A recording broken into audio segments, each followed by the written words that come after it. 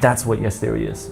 It's a frequency that you tune into that ultimately attracts the goodness and the kindness around you. We have a lot of stuff that happens that doesn't make it into the episodes. We found ourselves stranded for hours on a 4th story balcony. The temperature is dropping rapidly. We called the police. They literally told us this is your problem. And when the police says this is your problem, you're like, are we totally f***ed? It was one of those more scariest moments in my life of that experience.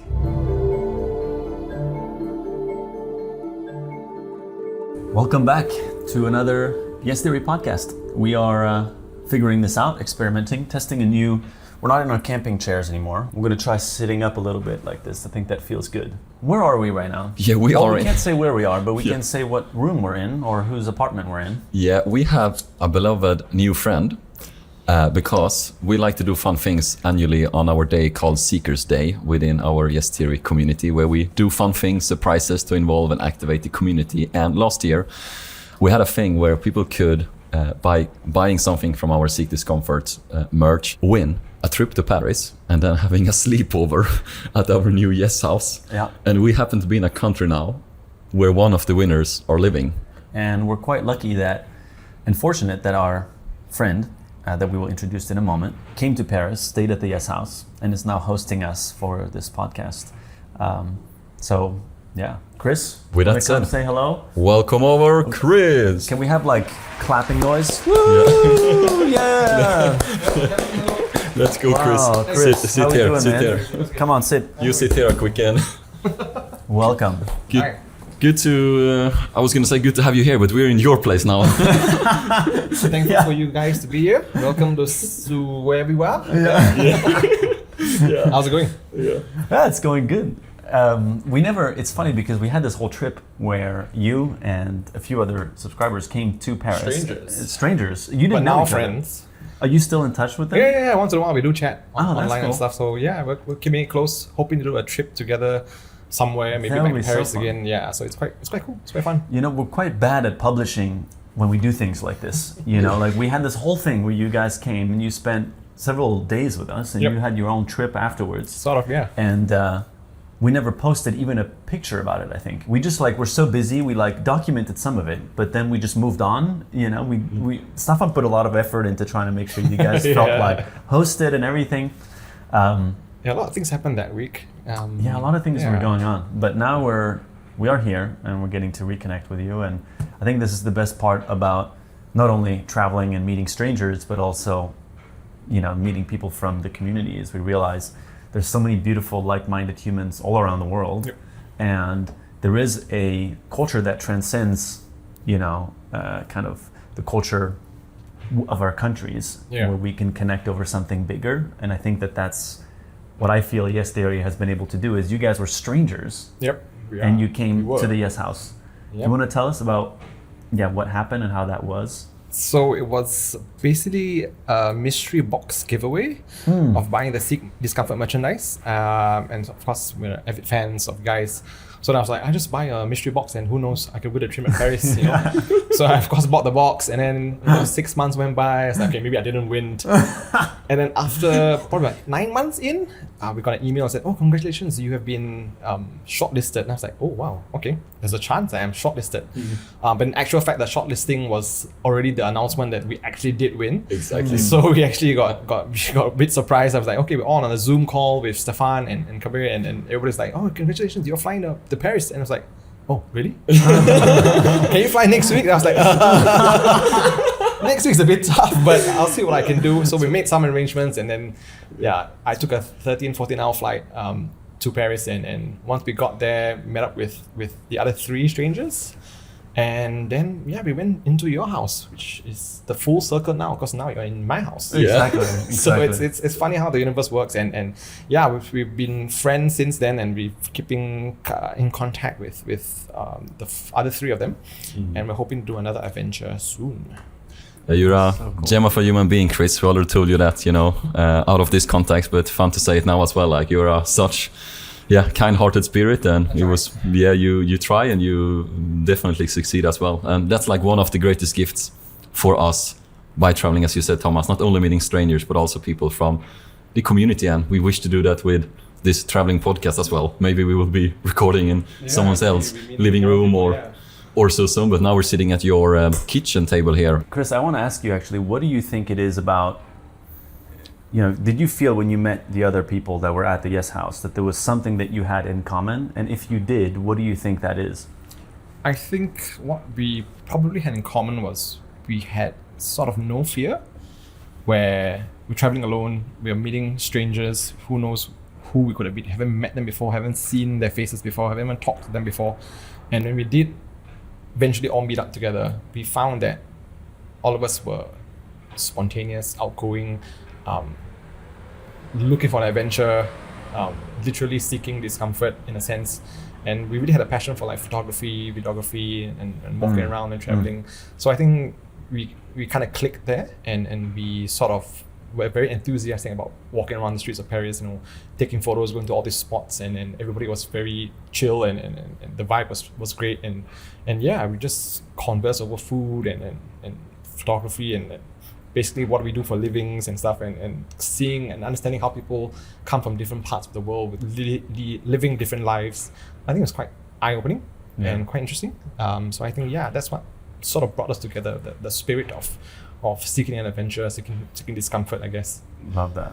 Yeah, you were like people from at least 3 different continents arriving to Paris and then having, beautiful times. And we spent, many good times together, many laughs, some tears, and open, vulnerable conversations. It was, as I told all the 4 of you, that those days meant a lot for me and for us as well. And it was like very, days to remember. What's your most memorable moment from these days? If you would like pick one, what comes to mind? I think there were 2 key fun moments. One was you guys organized a Yes meetup spontaneously with 100 people just suddenly turned up from like, I'm coming from Amsterdam, I'm coming from Germany. I was like, these people really love you guys, they really want to come down and support you guys. So I think that was quite fun to watch and see. And also your poetry night, where you were talking about poetry and stuff. I think in Singapore it's not a big thing. Poetry is not a big, it's not a big thing here, but I think watching you perform or do and recite poetry, I think that's really nice to watch, and I think that's so. Staffan took you to a poetry club, and he recited poetry. Yep. Oh, that's awesome. I didn't know you guys did that. Well, I didn't know that you recited. I knew that you guys were going. Yeah, that's awesome. He did a fair bit, about 3-4 minutes, and it's quite nice. Getting shy here now, but thank you, man. And one day we might open that box even more. But I find it very. I said in the latest episode that I'm a quote nerd. I'm not saying that I'm good at quotes. I'm not saying that. But I'm saying that I'm loving it. I love quotes, I love words, because I know words have moved me many times, so maybe words can move someone else as well, and it holds energy. Yeah. We can come back to that as well, but also been doing experiments and tests like with words and how it does affect people, etc.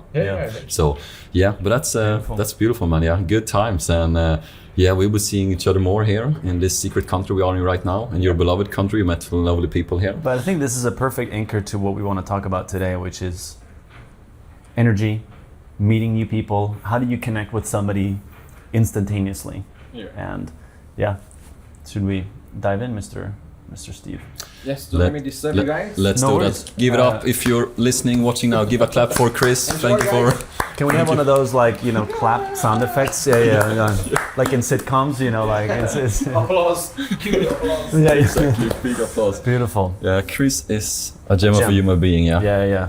Happy to be here with you again, man. Yeah, happy to be here. Yeah, this is fun. Yeah, we have only posted 1 episode by the time we record this one, so we have no idea really, how things are going. But I feel, and I have a strong feeling, that we're going to build our own little community here, which I look forward to. It's nice to have one place where the community is a bit smaller, and we can have that feeling of, the early rawness of Yes Theory. And like, there's nobody behind these cameras. We just, set these up ourselves. This podcast is going to come out at the same time as a video we recorded in Switzerland.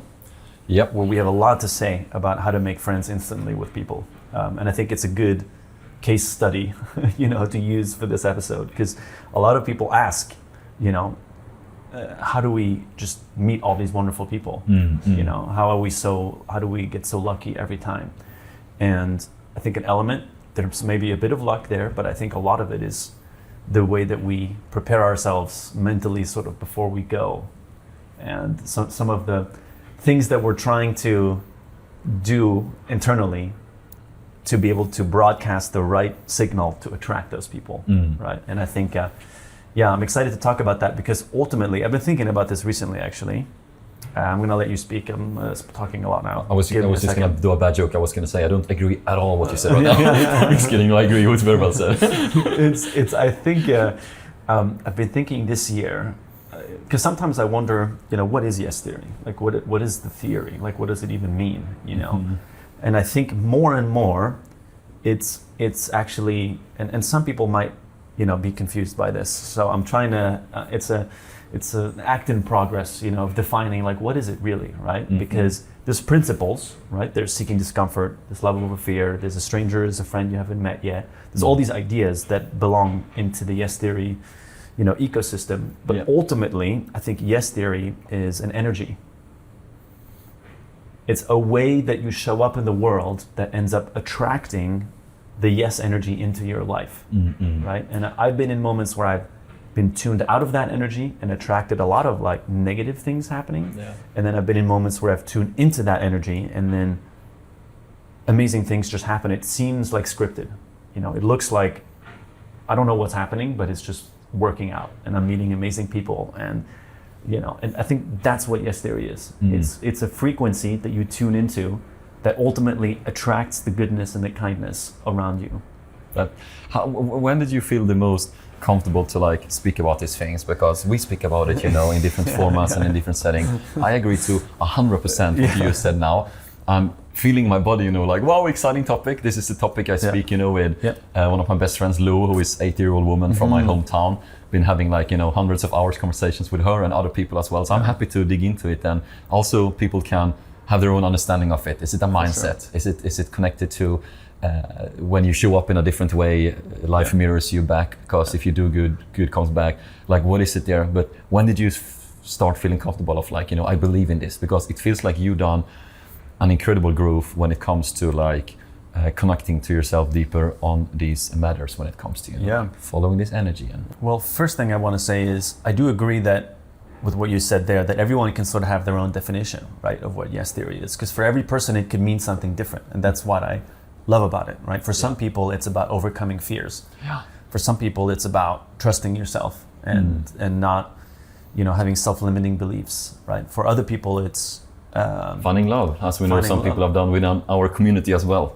People married met in our Facebook group that are currently married. This is like a real thing that has happened. So hopefully those marriages are going well. Let's hope. Fingers crossed. I think they are. So far, I haven't heard of anyone canceling those marriages. For some, it's starting a company or a successful business. There's been amazing. For someone else, it is to like even be able to like leave your apartment, right? Like they're so broad and wide, like whatever that yes means for someone. And that's why I don't ever want to actually, at least I don't think so. I don't think I would want to define exactly what is it, because I think you're allowed to interpret whatever you think it is into also allow it to morph based on what chapter of your life you're in, right? Because it can mean different things at different times. For sure. I was just going to say that, like when yes theory started 10 years ago, it meant something different. It was still different. Yes theory. It was challenging yourself, right, a lot. And then it was like bringing on strangers. And then the third level was like bringing in the whole world, and building bridges between cultures and countries. And but I think you and Amar helped me a lot be open to this idea of like energy. Because for me, like, I don't know, growing up in France, I'm a bit more like pragmatic in some elements. I'm like energy, like what is that?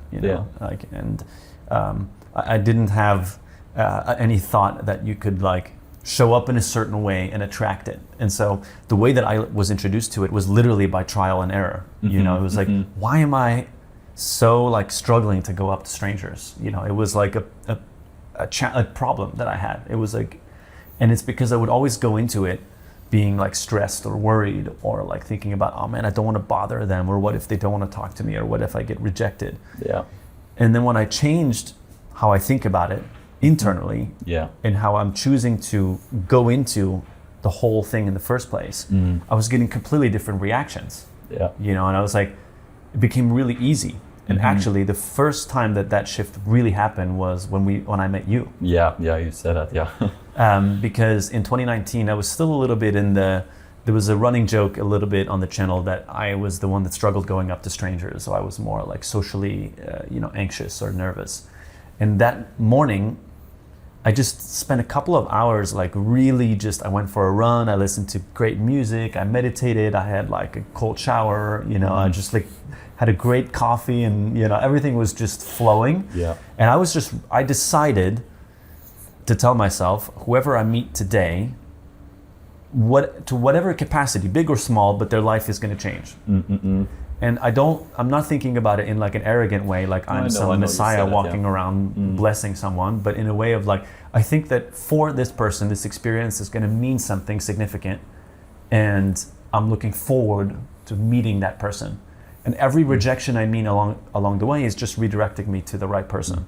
And it doesn't matter if I get 1,000 no's, because the final person I find will be perfect. You didn't know that was going to lead to like hundreds of sleepovers, you and me, in 44 Yeah, I didn't know countries. that it would mean that it would also change my life. I might have, yeah.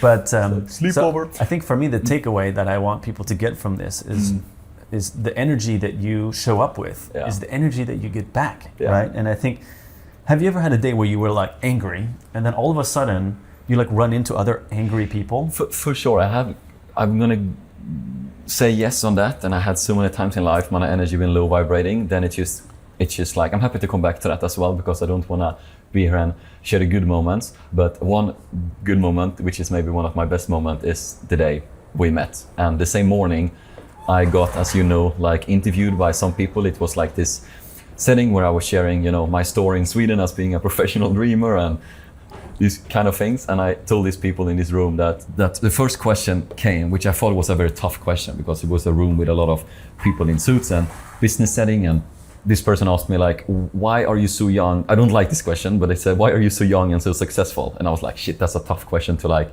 answer. But I said, I believe in putting my heart first and then walking after, and not judging people and opportunities that come along my way.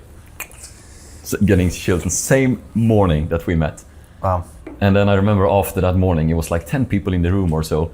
Everyone was sharing their takeaways, and there was one person in that room, he said like, I didn't learn anything from today. And he looked at me straight into the eyes. And I didn't feel so happy about that. Then, called my friend, was walking on my way home. And then we walk into each other, and in the YouTube video as well, I tell you like, I was just talking about not judging people and opportunities come along the way. Yeah. So, I fully echo you on the sense of like, whatever energy we are holding or sitting on is the energy that comes back. Yeah. I think a lot of people are like, watch Yes Theory, and they don't know, how do you attract people like that? How do you live the Yes Theory into your own life? And I think talking about energy today and just how that all happens is a great thing, because I think for a lot of people it's going to bridge the gap a little bit with seeing us do it and then thinking about how do you do it, and I think for us to reflect on like, what is it that we're doing that creates the right environment for that to happen? Because it seems like mystery or luck, but I think we can debunk the mystery a little bit. Yeah, for sure. And help people understand. Yeah, the actual mindset, the actual tools, the actual like inner dialogue we speak to ourselves or to each other to be able to come in these states, right? Yeah. I remember always like when I was doing public speaking in Sweden, my life before YouTube, I was always telling like high school students and etc. What you send out comes back. If you send love, love comes. And I got everyone to say like back. Probably very cheesy, but they liked it. It was fun. I thought it was very fun. We was playing around. And I also did like this. If I wave to all of you now, what will you do then? And people wave back, And then I told them a story about one time, which is less fun, but I there's a finger out of our 5 fingers that is maybe not so good.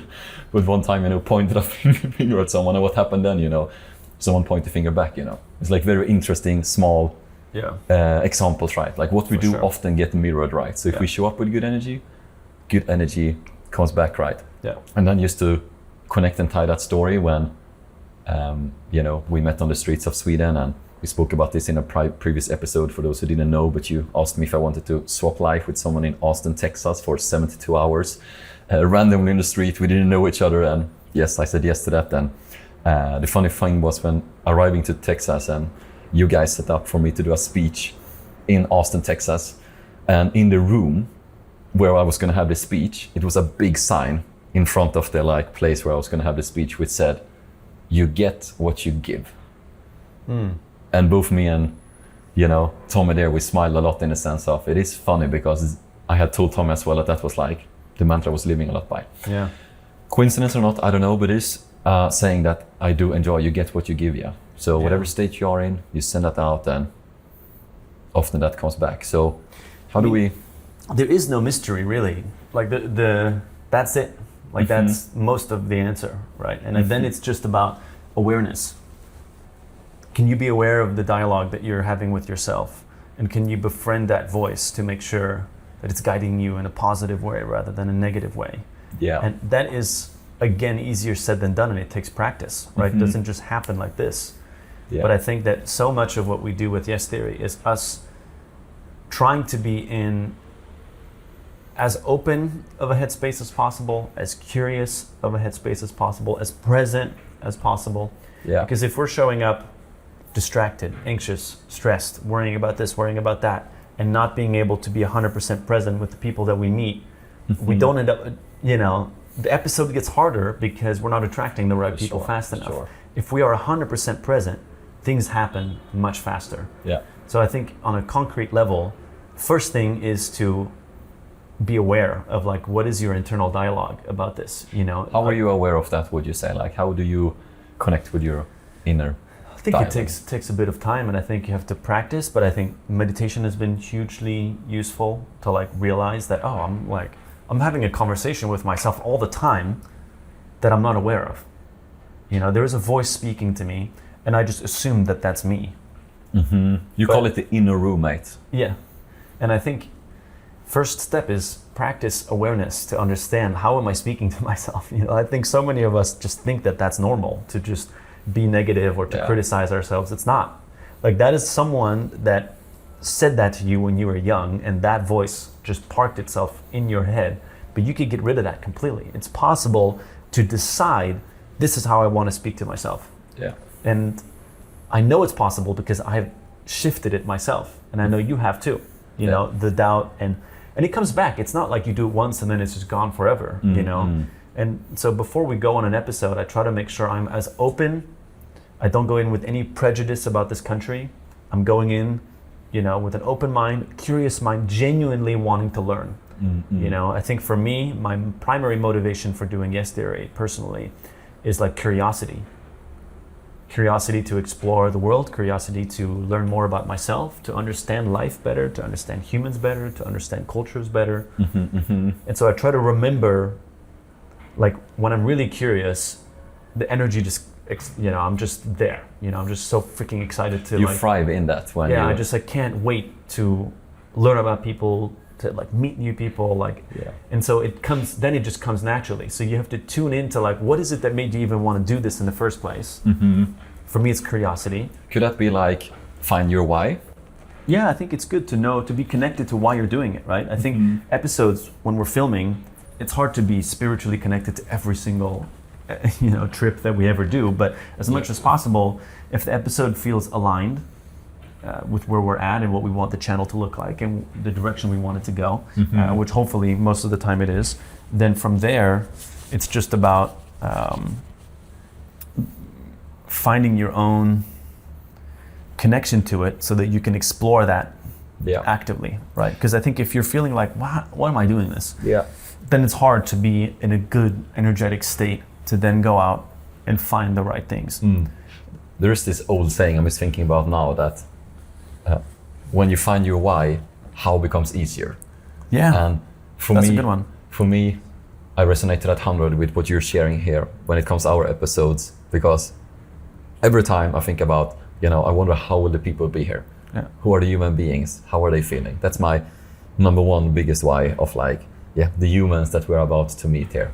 Regardless if it's, in a rural village, if it's the Europe's most isolated town, if it's, a big city we are going to, like, how are the people feeling there? I want you to talk about your, like there's actually an analogy that you've used that has helped me a lot.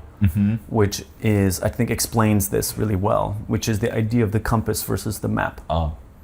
Yes. Because I think this is a huge part of this as well, and what Yes Theory is really, because we go into a trip with an idea of what we're trying to do, but there is a general openness, flexibility, you know? Yeah. And can you explain the difference between a compass and a map? Because I think for me it clicked, and I think it will for people listening. I have a compass ring here as well. Maybe we should like do something like this at some point as well for people who connect to this. But should we do more jewelry? Oh, it's an interesting. I mean, we all wear jewelry, but we're not really making much Yes Theory Seek Discomfort jewelry anymore. Yeah, I would be super down. I know we like. Let us know in the comments if, like, you know, high quality jewelry. I like to wear higher quality things that aren't very expensive, but you know, I like to feel that it's good quality when I wear it. Yeah. Anyways, do you have a compass ring? I have a compass ring here, which you can maybe see here, there, or if you can't see it, you're only listening. It's a compass and a ring. So the story is like, or the metaphor is, if you have a map over, or the story is like to live by your compass, not the map. So if you have a map over New York, but you are in Paris, it's impossible to navigate. Or if you have a map over, you know, Mumbai, but you are in you know, Argentina, it will be pretty hard to navigate. But if you have a compass, you can navigate anywhere and everywhere. And if you have a compass as well that is filled with your, like, your values, your core beliefs, your mission that you're on, then it's easier to also walk around wherever you are in the world and try to attract and to be open and to be like, yeah, this is arriving now, a kind-hearted person, or someone has curiosity or spark in their eyes. Like what's like, what is coming in, instead of having a decided map and knowing that this is exactly what we're going to do, because then you're going to miss the opportunities that come along the way. Coming back to the day we met, which is ironic as well, that was one of my busiest weekends I've ever had. And you asked me that day, do you want to go to America? And I was like, yes, let's go, because of my compass. This was super aligned, you know, 5% thought that you were like tricking me, and that was a joke as we spoke about, but 95% of me was just like, this is super aligned. I see two beautiful human beings here, spark in their eyes, curiosity, energy, positive. And they are, you know, sharing what I hopefully thought was true, like an amazing adventure. It was, of course, you know, there were some butterflies and some, you know, scarcity to it. But it was a lot of excitement as well, of like, what is happening now here? And a lot of confusion as well. You can see that on my face in the video. But that's the compass instead of the map. And I think also that with being a tourist versus a traveler, which is an expression I got from you, of like being a traveler, right? And facing the world or the people you go to and having your compass with you. Because if you only pre-decide everything, what you're gonna, you know, do, etc., it's hard to fit that in reality sometimes. Yeah. Life is different. Yeah. What's your thoughts or feelings when you hear me share that? Yeah, I mean, I think it's super relevant, and I think it's that perspective shifted a lot for me, because I think I was using a lot of a map, you know, in my life prior to that. Like, I wanted to know where things are going, you know, but I've had to learn that, like, yeah, it's not about not having any sense of direction, because then nothing happens, right? You need to know where you're going roughly, and the general direction. Yeah, exactly. You got to know which general direction you're going. The reality is, and this is, COVID taught me this, the moment you try to have everything sorted, everything organized, you know, in a specific way, then the whole world goes to shit, and you have to, like, be adaptable, you know? And then instead, being adaptable and having that as a value makes handling COVID so much easier, right? But if you're trying to do it in a very rigid, specific way that doesn't allow you to be flexible to your external circumstances changing, then when they do change, which they always fucking do, then you're in panic, you know? And I'm still having to learn that, you know, how do I become as adaptable as possible, you know? And, like, how do I adjust to whatever external setback is happening to quickly pivot and be able to, like, you know, work through the problems faster. And I think, when are the moments you succeed the most, would you say, and when are you struggling the most? I think I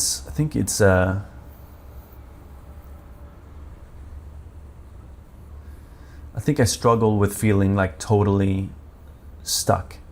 When I feel like my external environment is like holding me glued to the ground in like a specific way, those moments are tough for me, because I felt like that in COVID, and I felt that in various aspects of my life. And then when I don't feel that I have my full self to react to the problem that I'm facing, I get very annoyed, and I feel restricted, and I don't feel like I can actually do this at 100%, but if I feel that like for me, running into problems, I love solving problems. Like I enjoy it. Talking about the Vikings, you enter your Viking, spirit. Yeah, if there's a problem, I'm like, and I have my full self, I'm like 100% confident. I can tell something to people who are listening. I'm about to do it now. Thomas wrote this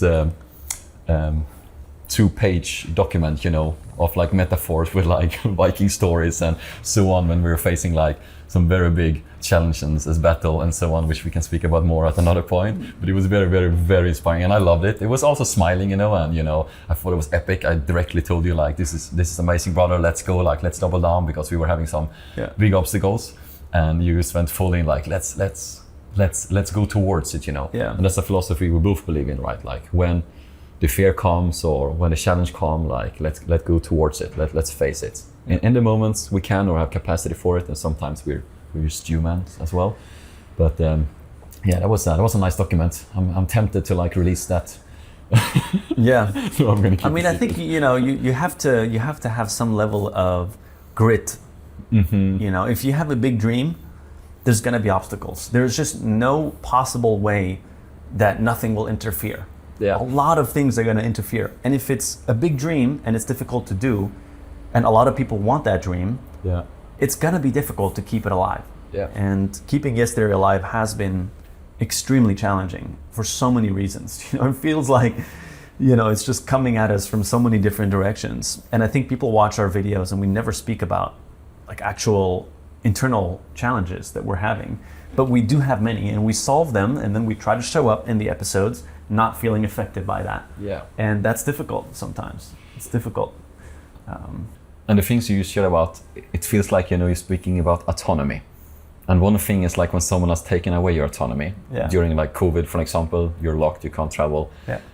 Also, the challenge you and we are experiencing right now, without going into details. I don't know what you're talking about. May I say that you are a little bit stuck? Yeah, I am stuck at the moment, but yeah. The thing is, I don't want to talk too much about it because I don't know if I'm going to be able to talk about it. Yeah. But right now I'm stuck a little bit in some ways, and I think it is a good moment to think about how do you keep showing up with good energy when things are not going your way. Yeah. And I think it's a challenge we've had to face a lot in Yes Theory, because people think that, are we just positive like that all the time? And like the answer is no, right? The answer is, it takes effort. Like it's an intentional process. I think that I default to optimism, and I think you do as well. Yeah. I don't think I default to cynicism and pessimism, which I think helps. I'm more of a glass half full rather than half empty kind of person, But to show up and to be fully positive when things are not going well, like my mom being sick. How do you go on a trip? And she was encouraging me to do so, right? But how do you go on that trip and show up in a positive, open way when your life is like really bad, right? And like I'm texting my mom at night or calling her at night and hearing she's not doing great that day. How do you wake up the next day and you're like, I'm gonna go explore? It takes an enormous amount of like working through uncomfortable feelings inside of you, acknowledging that they're there, and then using some of that to show up in a way that will attract the right people. But that is it's like emotional yoga, inside to get to that place. Oh, that's a new word, emotional yoga. And I just made it up, but it kind of describes how it feels. Yeah. It's like holding a yoga pose is like really painful for me, and to hold good energy requires intention, and it's not just about smiling. Because when you smile and you can tell someone doesn't mean it, people actually get more suspicious. Yeah. Like I've tried to go out and film and smile and not mean it, and people are like, what are these guys filming? Is it a prank? You know, people feel that something is off. Yeah. But if you show up and you actually genuinely find the gratitude inside of you, that you're out, you're connecting with new humans, you're getting to tell an amazing story, you're in this beautiful new country. If you find that frequency, then you can smile from here. It has to be from here, right? It has to be from inside out. Otherwise, the whole thing doesn't work. Yeah. If it's a theater, you know, if it's acting, you end up not attracting the right people, or you end up attracting a lot of bad encounters. Yeah.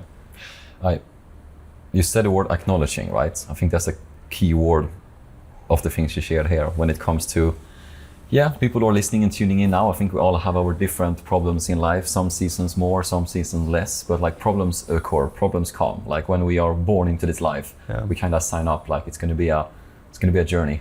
And then we can either try to run from that. It's like in The Lion King. Isn't The Lion King, you know, like you can run from it?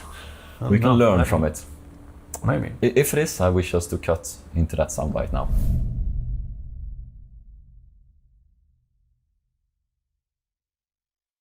But it's to acknowledge it, right? Because I feel that as soon as you're trying to run away from it, like running away from the shadow, it just keeps on following you. And I think what we've been doing good, I have to say, in these immense tough times with, you know, beautiful Helena becoming sick, your mother, to actually continue talking about it, right? And you've been very courageous and open about things while we're on the road, which has been extremely tough many times. Not gonna downplay that for a single second, and we have covered those topics as well in previous episodes, and so. But it's like to talk about it and acknowledging it. Also on my end, when things have been going on in the background, and I think I can become even better at it. But it's nice every time when it's possible to like just put words to like the pain. Yeah, it does. You kind of have to. Yeah, it's like it's one of the steps that you need to acknowledge. And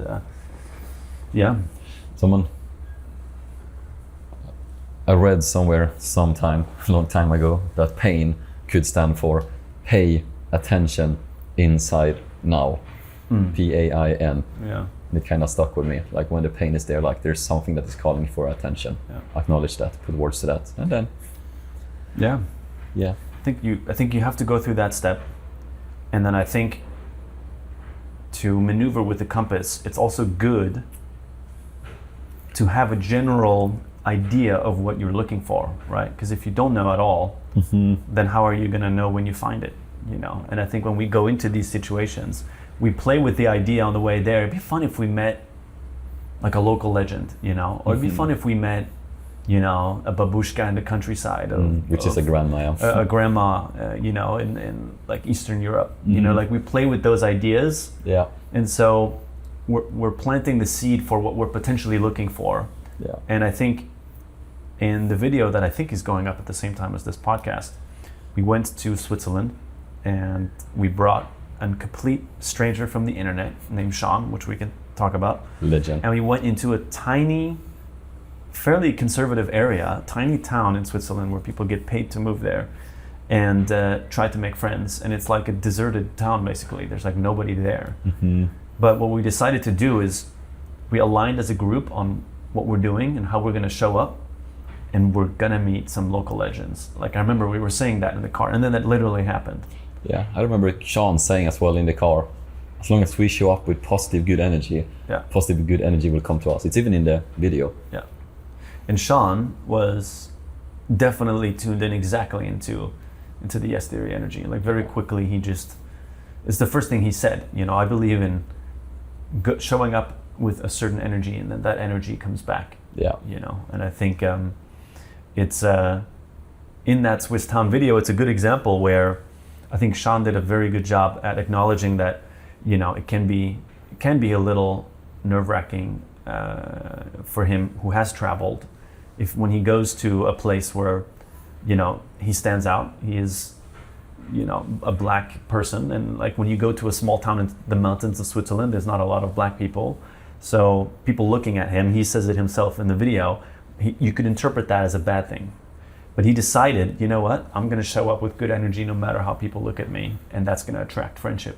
And that's exactly what he succeeded at doing. Yeah. You know, we got to witness somebody else do exactly that, right? And seeing somebody else be in our world and tap into that, and in a way that I can't necessarily relate to, because I don't have that feeling of like, you know, people are looking at me maybe a bit off, which is I think a pretty big privilege that I have doing some of these things that I get to do. But he proved that this idea of how you show up can attract anyone anywhere, no matter, you know, who you are or what you look like. Yeah, no, I agree. I think he's like, the episode has not come out yet, but for me, he's one of the greatest legends, you know, showing up like he did with that short notice. Like, it was your idea to try to find someone in a comment section on one of these viral clips that have been going on the internet about that this Swiss town is paying you to move there. And he was one out of these 1,000 people in this comment section. And I went in the comment section, and then I see someone named Mr. Wild and Free. That was his Instagram handle. And I was like, this is the guy. I was like, I just knew it when I saw that name. I was like, this gonna be an adventure. Yeah. And then went into his profile and sent him a message, and the day after he was on a plane from Atlanta, America, to Switzerland. First time on continental Europe for him. And he just went for it. So what a gem of a human being. Shout out to Sean, Mr. Wild and Free, and he was really carrying a spirit, right? Yeah. With the people we met, and whoever we met, and also we faced a bit of a challenge in This is actually not going to be in the episode, actually. We never filmed this. Yeah. But we had this dramatic moment where we were in an Airbnb. This is like, I think this is a great thing to talk about in the podcast, because we have a lot of stuff that happens that doesn't make it into the episodes. Yeah. Whoever is listening now, you're going to hear a moment of like 4 people trying to figure out a big problem. Big problem. We had a nice Airbnb. It was on like the 4th floor, so pretty high up. And we all went out on the balcony at the same time. It wasn't too cold. You know, it was summer in Switzerland, but at night it gets very cold because we're in the mountains. Yeah. But during the day it's nice and it's sunny, and we decided to go out to watch the sunset together. We closed the door behind us on the balcony because we didn't want it, you know, to get mosquitoes inside. And then we were stuck on the 4th floor balcony. And we are in a small Swiss town with a building that we learned it was fully empty. Yeah, there was nobody there. Nobody it's low there. Season. People nearby was not really hearing us or knowing that we were there. We called the owner of the Airbnb. They didn't answer, and they just emailed us back, this is your problem. Yeah. We called the police. They literally told us, this is your problem. We're like, okay. We called a locksmith. We called a locksmith who first said he does it, and then I think he believed that we were basically trying to break into the house or something. Yeah, so then he just started saying, I don't do that, even though he just said before that he does open locks. Yeah. So we found ourselves stranded for hours on a 4th story balcony. The temperature is dropping rapidly. Yeah. It's like going closer and closer to zero. I started to freeze, like shiver, like. We hadn't eaten basically all day, so we were all pretty hungry. We were just going to watch the sunset for 10 minutes and then go eat. Yeah. We were completely stuck, and we were there for a while. And when the police says this is your problem, you're like, are we totally fucked? Because we were looking at, can we jump? We were like, okay, this is not possible at all. Like, this is like death, basically. And it's in a moment like that, you have to really practice just staying calm, and because panicking will not help. But we were on the balcony was pretty small, so we were all like pretty tightly grouped together. Yeah, we were. We were running out of phone battery. We only had one phone. I think it was your phone. It was Quentin's phone. We only had one phone with us on the balcony, and that had like 30%. And didn't know what to do. Yeah. And like, you know, we even processed that afterwards, because it just felt very, personally for me, and I think I speak for all of us, but it just felt like person after person just left us. Yeah. You know, we felt very abandoned. Yeah. And if it would have been, you know, winter and like freezing cold, it would have been incredible, serious danger, because we were like only in t-shirt, we walked out. Now it was not as cold, so it was not as, you know, instantly dangerous, but we could still have done decisions in the moment that would have not been so clever as like taking a stone and trying to break the glass, and True. that could have ended, in a less good way. And, Yeah. we were talking about these things for quite some Jeez. time, right? Of like, I completely canceled this memory out of my brain. yeah, It's maybe it doesn't sound that crazy, but when we first got stuck, I was like, oh, this isn't that bad, Yeah. And then when it got cold, and we were contemplating breaking the window to go inside, and I thought, damn, if somebody cuts their arm open doing that, this could get really bad, right? Or if we're there all night, that could get really bad. Someone could get proper hypothermia as the temperature keeps dropping. Eventually, somehow after like spamming, the owners of the Airbnb, and they told us they're not even anywhere near the town. Yeah. Some woman came with the fire department. Yeah. They arrived at the same time after hours of everyone telling us, you just figure it out yourself. I remember when it was like, what? And then she just came in, opened the door and got us out. I remember, this was very cute actually. I remember you running up to one of the firemen, he's giving a big hug. Yeah. Of like, thank you. I was euphoric. I just gave him a huge hug. But the funniest thing is the fireman that I gave a hug to, like I didn't even think, I just gave him a hug. He just looks at me afterwards and he goes, whoa, you guys yes theory? It was very funny. And I was like, where were you 2 hours ago, 3 hours ago? We needed you a long time ago. Because the thing is, our front door was open, so we just needed someone to freaking come and open the door. Yeah. And he was like, in the end, he was like, seek discomfort, guys. Yeah, I was like, yeah. not enough discomfort for us today. Now we're going to try and find some dinner, and we ate nuts and Pringles. Yeah. But it was, I thought it was very scary. And also if someone would have done any bad decision and these things, and I think you can agree on that one as well. Like something could have, it could have gone worse. And I think the lesson for me in that moment, this is a little bit of a tangent, just as we're speaking about the episode going up. But I think the lesson there is if you panic, you might start making those bad decisions that could make the situation worse. Yeah. And sometimes you just got to sit in the shit for a little bit, right? And just be there and be like, man, this sucks, and I want to resolve this. But also I should be careful not to try to rush finding a solution that would put me into potential more danger and more harm. I think we were doing that really good, right? We were sitting in it, talking it through. Yeah. No one was spontaneously trying to break the window and then... But Sean was the MVP because we all lost patience with the police, and he kept talking to them, even though they basically told us to just fuck off. Sean was like extremely calm. He didn't even get slightly irritated. He stayed on the phone. He convinced them to, talk to the ambulance. He was born for that moment. Yeah, he just sat through that, and man, he got us out eventually. I felt very calm thanks to Sean was like Sean just took the lead. Yeah. But it's that was a moment. I was like doing, out on the balcony, like, can anybody hear us? And there was some woman, answering at some point like, what's happening?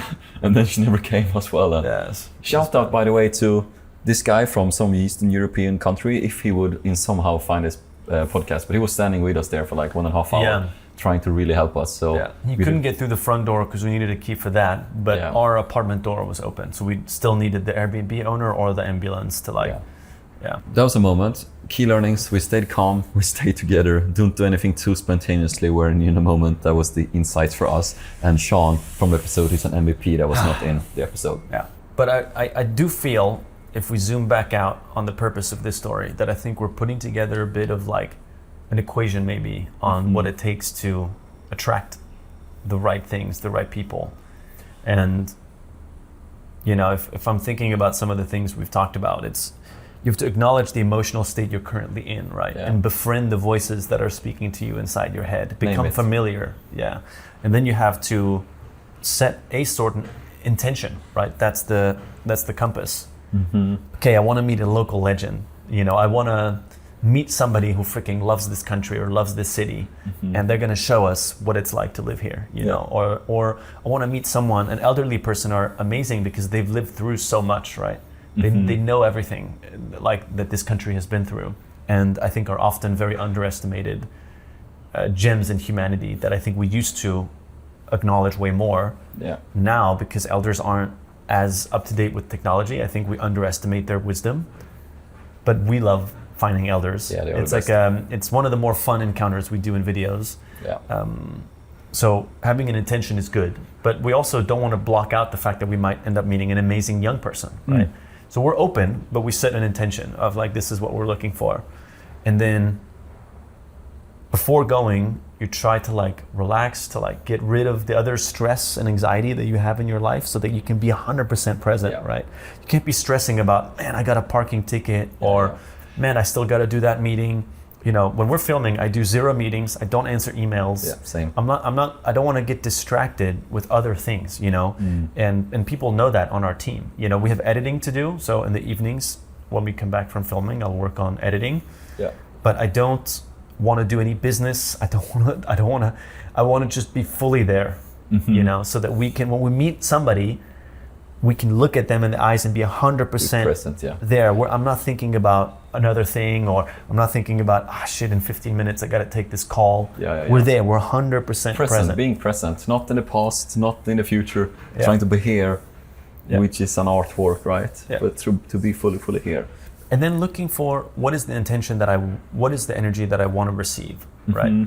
And how do I embody that first, so that I can broadcast that signal and attract it the moment that it's there, right? Yeah. Because I think, not expecting to take something, right? Like not being like, I want that energy. Is how can I give it so that it mirrors back to me? Yeah. Right. There's this saying like give to give. I don't know, I like to have that saying in my brain, to just like give to give, and then you see what happens. Yeah. You know, entering an elevator, nice to say hi to someone. I said hi to some friendly people today in the elevator. And hello. And I always like those moments, as you know as well. And and then you see what the day brings you, right? But to send it out, like as we're coming back to, like, you get what you give. Is you send out good things. We believe that things will echo back to you. Sometimes it can be a man in Liechtenstein wearing, colorful pants, as we did when we met Walter, who first said like no to us, right? But it was just like, nice pants. I remember telling him something. It was just genuinely. It was not like trying to win him over.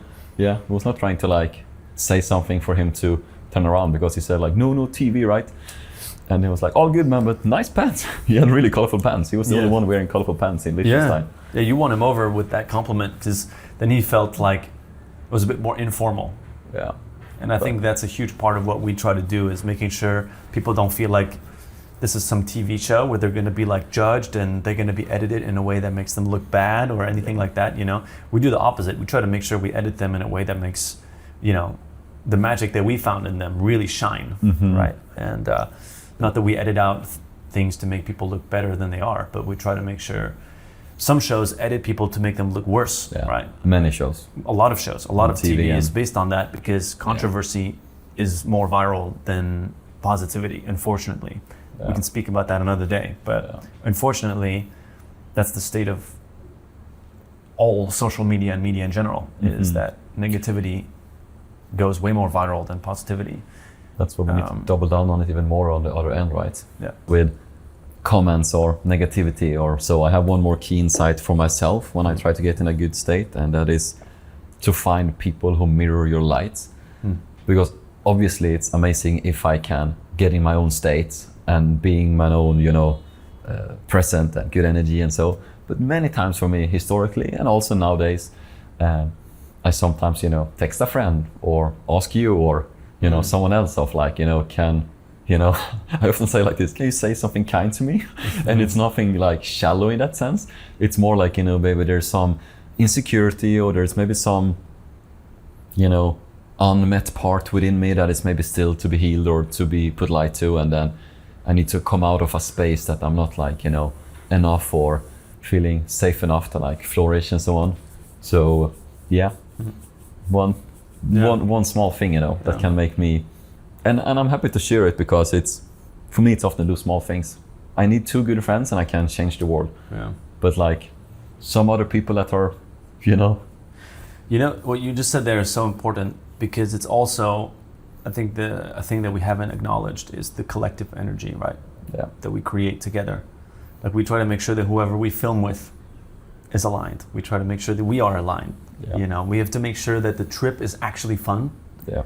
And that we are all looking forward to finding that magic. And whenever we go out not feeling in sync, we sort of end up having to do it at some point because it feels off. Yeah. And what you're saying there is you need to feel supported, right? Yeah.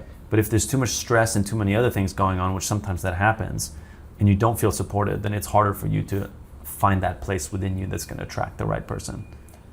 And I think the collective energy is as much important as your individual state, right? Because we get so affected by the people around us as well, right? I haven't found many people on this earth that so far is not affected by your surrounding or the people around you. And speaking for myself, I get very easily affected. I feel that I'm a sensitive soul. I feel that I'm, you know, I get affected by things. I also visualize, you know, a bubble around me. You know, when I do things like this bubble and people can't reach me, you know, so I protect my energy. I have my space, you know, I go out there, I meet people, you know, that can be all kind of people, etc., etc. That's part of being a human being. But the times when I can choose it, and the people I can have around me, I choose to have like people who mirror my light and not like diminish me. There's this book I'm reading now,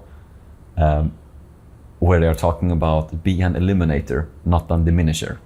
So that can be a good reflection. What's the first word? Be an eliminator. Someone that eliminates.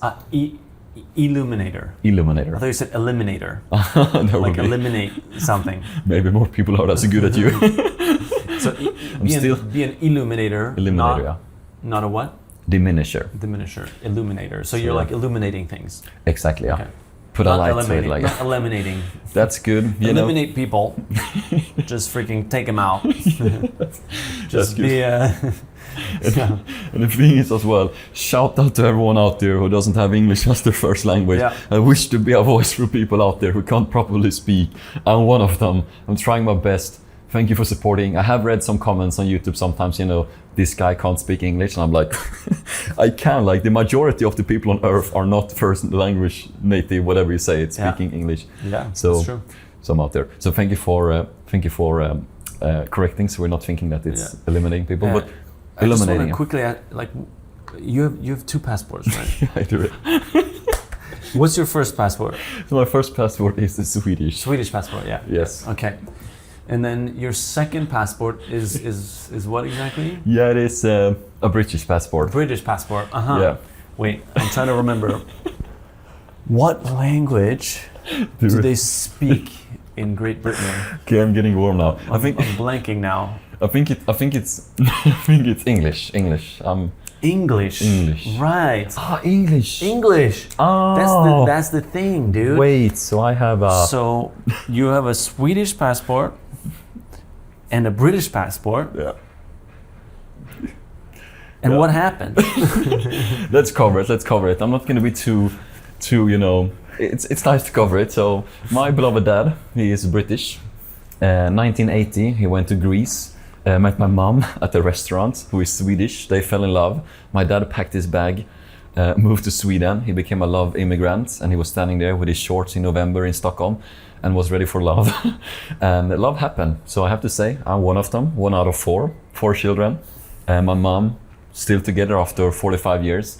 And he was very dedicated to learn Swedish. So shout out to my papa. But it was many times, and I was like, Dad, why didn't you teach me English when I was young? Yeah. But you know, he's a different background. You know, he's from, you know these things already, but working class, lower class in the UK.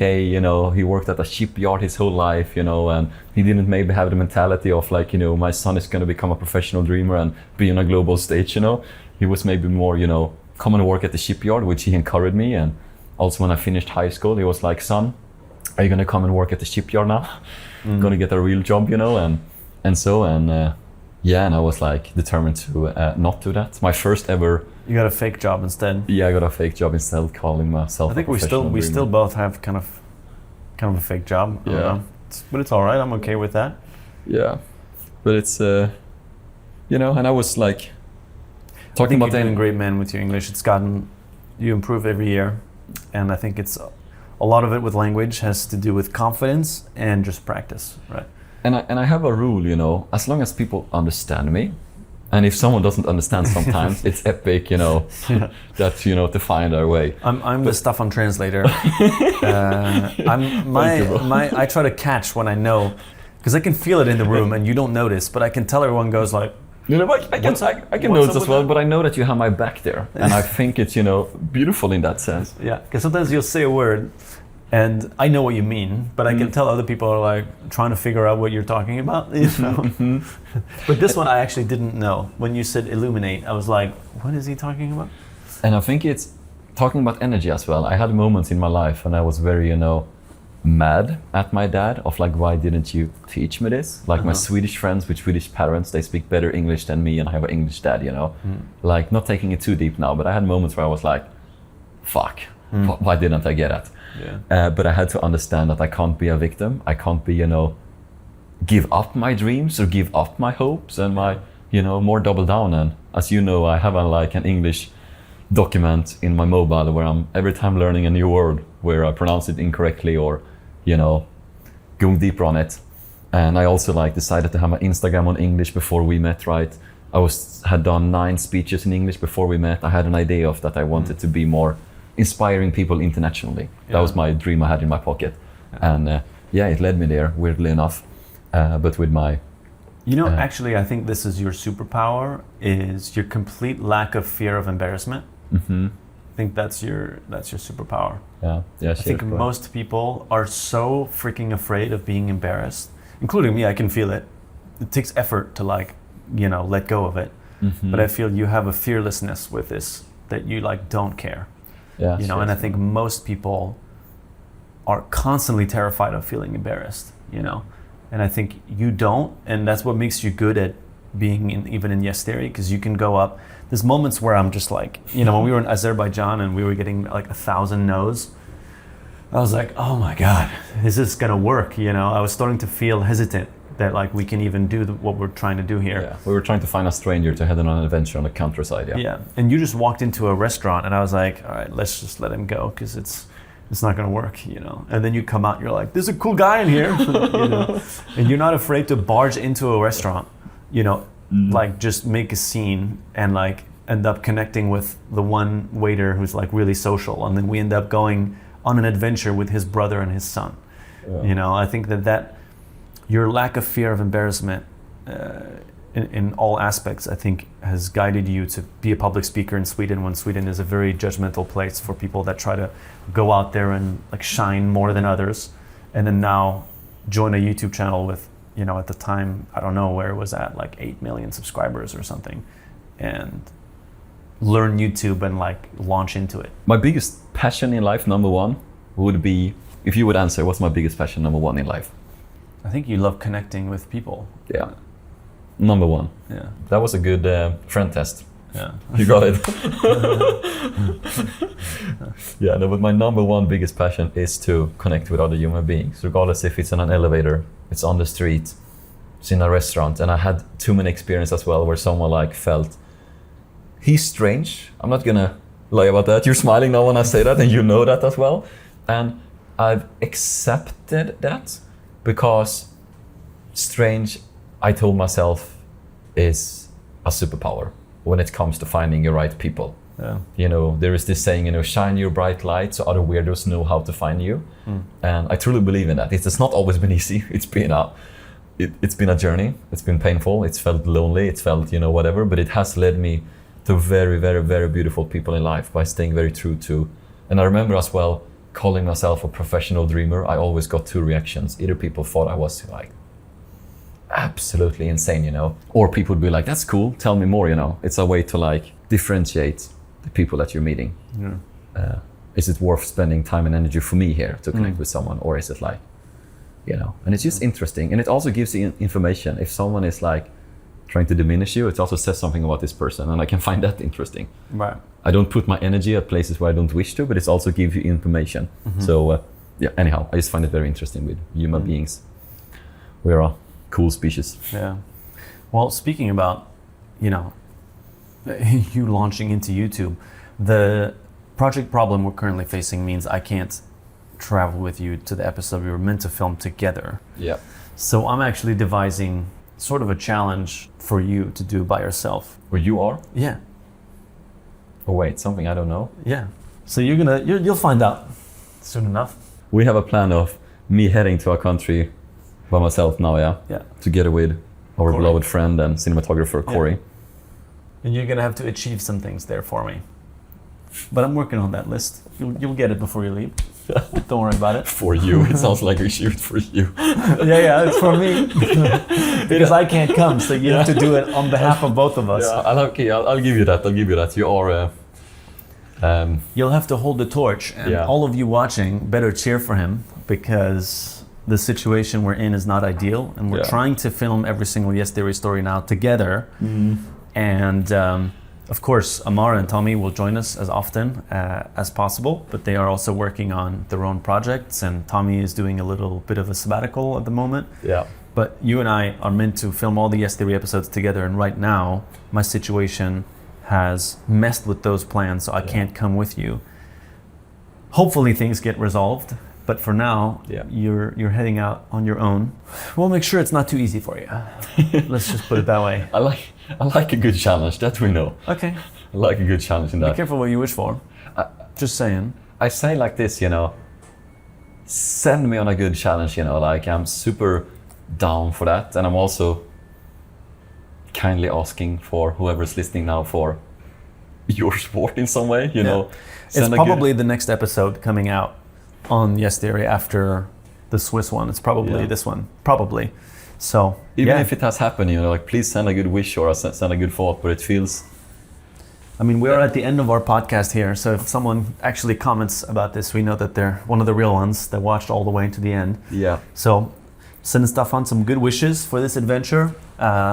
We are quite sad that we don't get to do this together, but I'm hopeful that you will nail this. And I just hope that everything we talked about today, you're going to be applying tomorrow.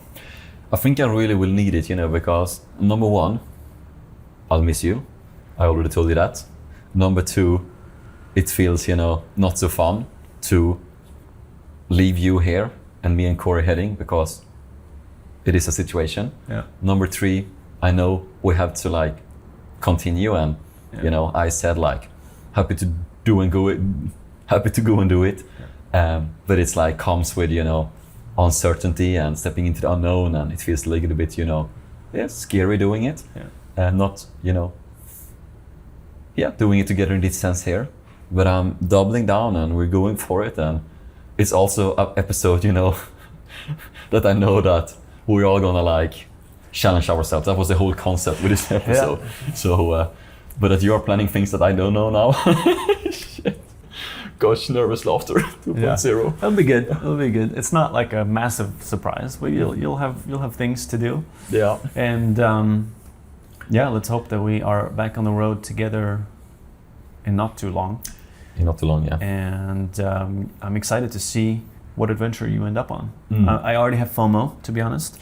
Yeah. But don't worry about me. My friends, please, this is a brand new channel, and it would mean a lot if you subscribed. We're trying to get this to grow. We're trying to see if this podcast is something that people are interested in, that we are interested in. And the more support we have, the more it will make sense for us to keep going. 100%. So if you like this video, if you comment wherever you're watching it, if you're subscribed wherever you're watching it, or subscribe on all the platforms, it makes a huge difference. Really, it really does. So the algorithm these days is more ruthless than ever before. And so just indicating that, hey, I like this, makes a big difference. So we appreciate your support. We hope you're enjoying these longer string conversations, and look forward to the next one.